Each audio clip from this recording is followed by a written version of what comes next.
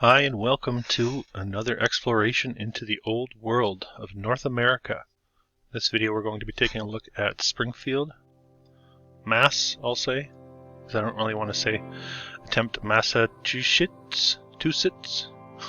That's not an easy one. One of many Springfields in the United States.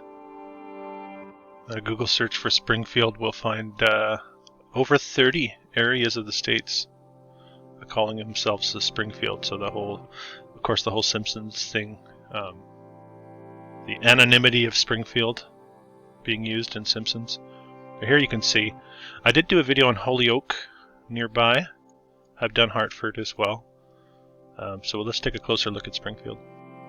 And as we look at the population demographics, we can see modern day Springfield, just over 150,000 people. 1900 our benchmark, about half of that. And you can see here, as far as North America goes, the historical narrative stretching back into the 1700s. Not something we see all that often in North America, but something to be expected from this region. And an interesting little blurb on the Wikipedia referring to Springfield as a place of many innovations during the 19th and 20th centuries.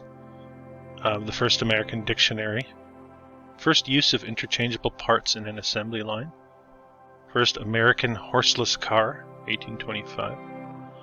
The mass production of vulcanized rubber. There's some famous names coming out of here. The first American gas-powered car. First successful motorcycle company. Radio stations, and we also have the founding of basketball by a Dr. James Naismith. So let's get to the visuals. And as we take a closer look at Old World Springfield, we right away see the stone and bridge work. And we also see the streetcars as a large part of the history in this region. Some nice black and whites for you to look at. Multi-storied buildings, turn of the century, 1, 2, 3, 4, 5. Very ornately decorated. Beautiful structures. Check that out in the background, very Moorish looking. You might want to ask yourself, what's that doing in Springfield? We'll take a closer look at that as we move forward. This is just a factory. Again, multi-storied, ornate. Nothing plain really about these structures. And of course the curb work with the brickwork, cobbled streets.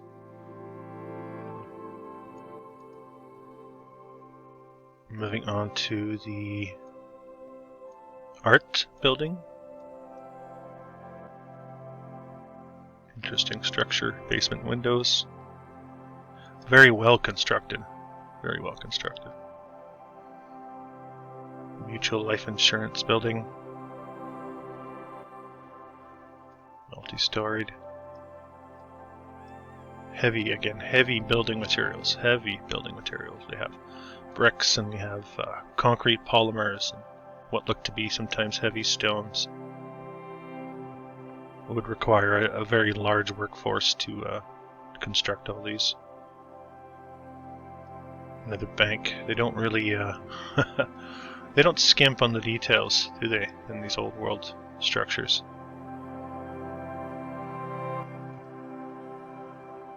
And a nice view of some of the age of the area coming out in this early photograph. Again, horse and buggy era. You could see the age of the streets, even the way all the plumbing is set into the streets, the sewers, sorry. You can see here a very low entry window, fenced in.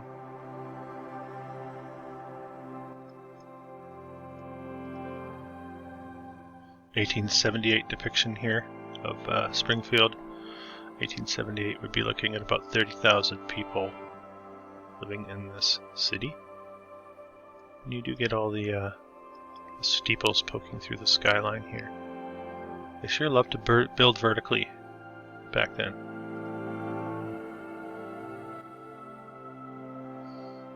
And this is giving you a nice look at the street again, the age and wear on the streets here. The curbs looking very old. And another look at this building here. Like I said, we will get to that. leave the mystery surrounding it as we move forward. And much of it remaining, looking like this is more modern day photographing. These buildings, if you have the eye for it now, they're just screaming old world. The tech on the corners, the way that they've been put together. And here we have 1875 look at Springfield. So again, we're looking at about 30,000 people. And even according to this rendering, we've got a very well built out core of the city.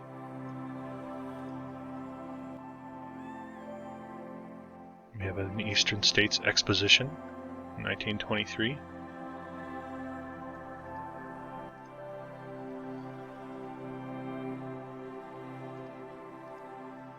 And this is one of a series of Springfields we will be taking a look at. We have a Springfield, Illinois, and Missouri as well coming.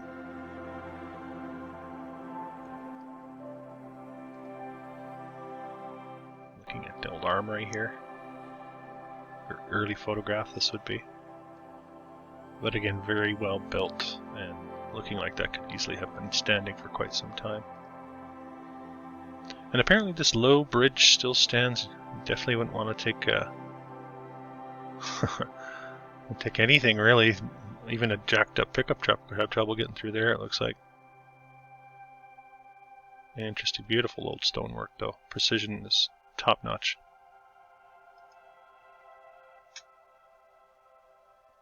And of course all the inventions, industry inventions attributed to this area. You can see all of the industrial infrastructure in place here. The Federal Building, or post office. Interesting that you would have what looks like a church steeple as part of a federal building. Post office. Is it just for the sake of extravagance? Was there supposed to be a function related to the purpose, the stated purpose of this building, having to do with that tower? You have to wonder. Beautiful structure. Trinity Methodist Episcopal, I assume is this one back here.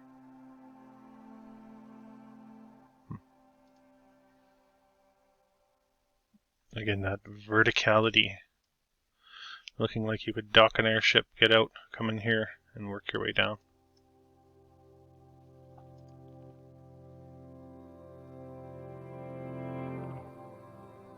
Looking a bit like candy cane style here. YWCA. Part of the exposition grounds now that we took a look at earlier. The poster for it. Municipal building. We'll take a closer look at that as we move forward as well. That's something spectacular. Really out of place for such a small city. After the fire here, the city hall after the fire burned down. And a monkey. More wonderful buildings as a part of that expo. Looking, again, all the hallmarks of an old world city. Try to move a little quicker. Just to give you a feel for what to expect in Springfield. Science building. Columns to spare. Must have had a column factory too. I know I've used that one in previous videos, but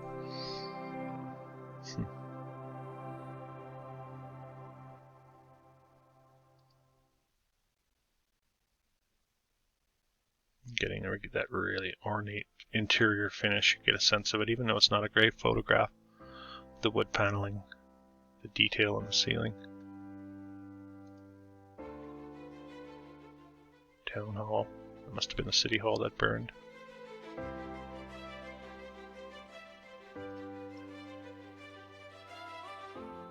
Part of that expo again, we have again looking like what we might see convention hall in other places, or coliseums. This is the coliseum for the expo, so this is somewhere they could dock the airships I suspect that's possibly the case.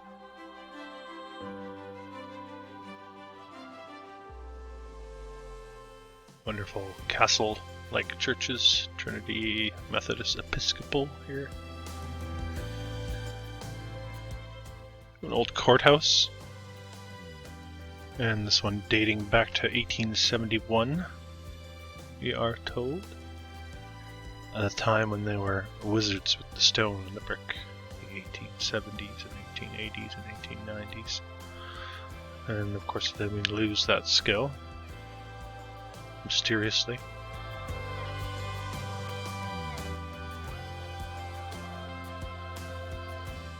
Which is prompting so many of us to speculate as to what really happened. Is history certainly is not linear in the way that it has been described to us,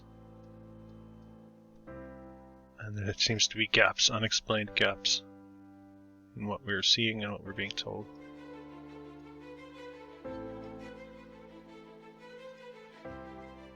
We have 3 train stations here. 1851, this guy here. It's very early. Very early train. The building like this for trains like this.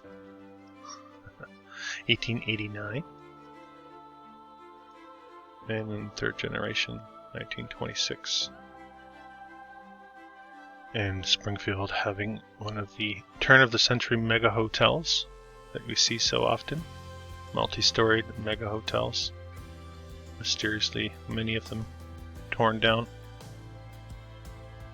And I do have a book coming out soon on Amazon featuring 101 demolished buildings from Old World North America. So keep an eye out for that one as well. That'd be make for a nice coffee table book, something that anyone can pick up and flip through.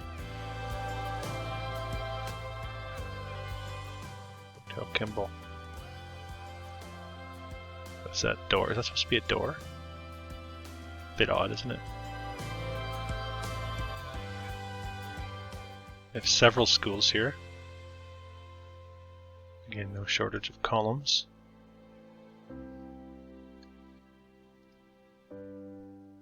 The Capitol Theater. Very ornate front.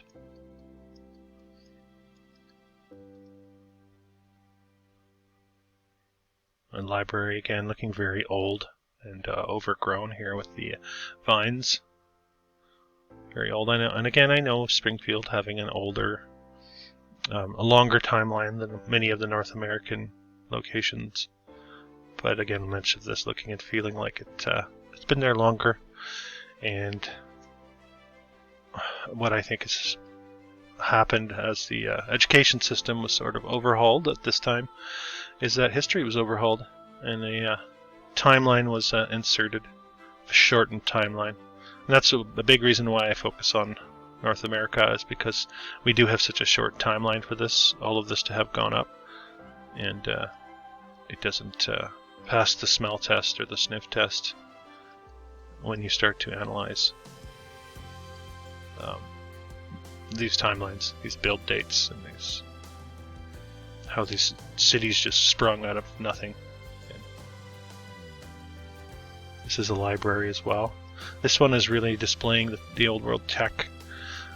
You have to ask yourself, why would they put this on? Is this just for decoration? I suspect that there's definitely a function to this feature. Much like energy or electricity is dispersed. I think that's what we're seeing here. Very interesting building, and of course the architecture is impeccable, absolutely impeccable. Go a little bit closer. We have the larger stones at the bottom. Could that have been put in? These have been placed in after to give us a baseline. That's possible. I don't know. Many people subscribe to the theory that much of the land was covered in a layer of mud, possibly post-flood, mud flood. I know some people are sensitive to these terms, but the suggestion is that these go a lot further down. They were covered, and there was an concerted effort to dress them up for the new order, let's say. Another look at that library. Looks like maybe they've taken the tech off of it at this point. Interesting.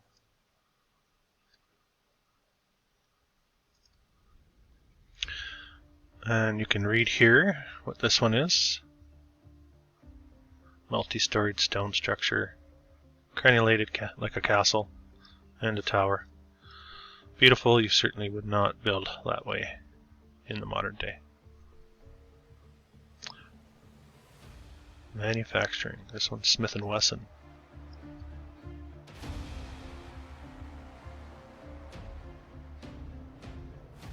Really love the texture of these ornate fronts on these old world structures and how they're all just sort of jammed together, but they have an individual look. You can certainly tell one building from the other. Very nice look. Very old world looking hall of records with the flagless flagpole up front here. And now we look again at the Municipal Hall. They're telling us this was built between 1911 and 1913. This could easily be somewhere in Italy. But no, this is in Springfield. Looks like the clock's not quite finished here, or something's being altered there as well.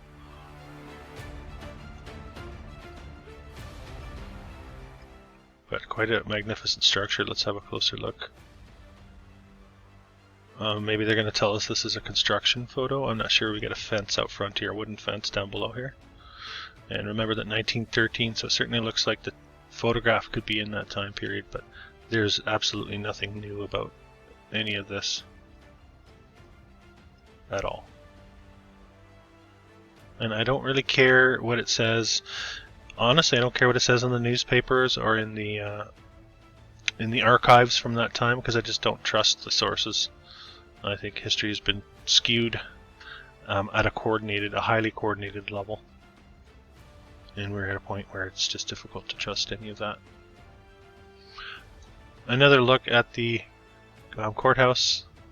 In this photograph, describing it as the municipal castle, because in the 1800s they just built castles. It was easy to do. The Mutual Life building could have easily been some part of a university or a hospital, but not in this case. Northwestern Mutual Life building. No shortage of decoration up front here. Again to the old courthouse. Nice close-up of looking like a metal bump out, or bay windows, metal bay windows. Metallic, copper, right? Try to price that one out nowadays, folks. Tell me what you think. That's that original Union Station we saw, built in the 1850s. Looking very well constructed. Certainly not ramshackle. And jumping around a bit here, we're looking at the Paramount Theater. Looking dilapidated, ready to be torn down. I don't know if it is or isn't, but I'll roll through a few more photos, getting to the end of the file here. But again, keep in mind when we look at these, the size of the city and how elaborate the architecture is. And you have to ask yourself, were they just that much harder at working back then and that much more skilled than us, or are we willing to allow for the fact that it's possible that our historical timeline has been fudged, and that there's a deeper, stronger history here in North America than what we've been told, and maybe it's not as we have been told. I think we need to consider these things. I think it's very important to consider these things, because we need to know who we are if we want to know where we're going. And the story that we've been given is not empowering in any way. It's divisive, filled with a lot of negativity, and I think a lot of light and a lot of truth is being hidden from us intentionally. This is the Central High School. Now, we did see a couple photos earlier. I'll jump back to those here. And then we have the front entry of the Central High School, and this is a bit of the interior of that high school. Now, you have to ask yourself again, why on earth would they decorate the interior of a high school in such a manner? We certainly don't nowadays. Questions that need to be asked. So, the Central High School. We saw that library already.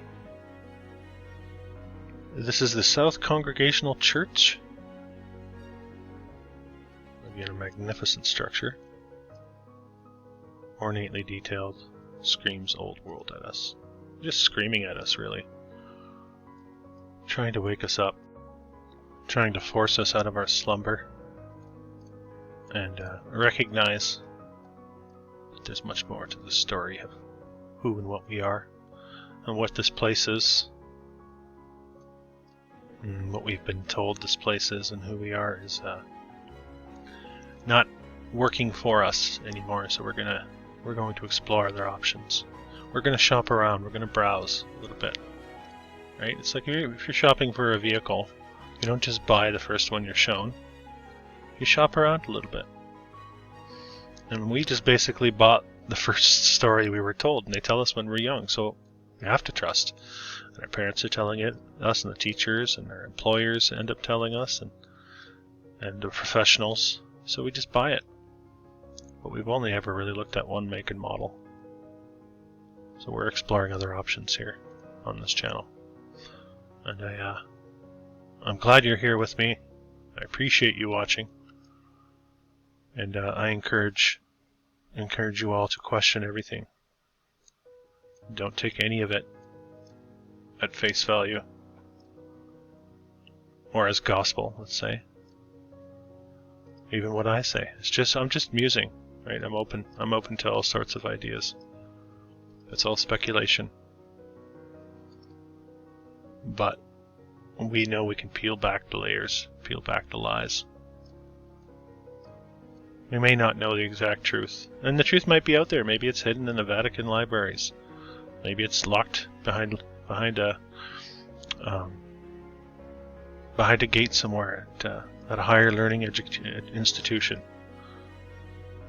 And maybe one day we will know a lot more. But for now, all we can do is speculate. Here's the YMCA to finish it off. So, I appreciate you all watching. If you're new here and you got this far into the video, please consider subscribing to the channel and keep an eye out for more content.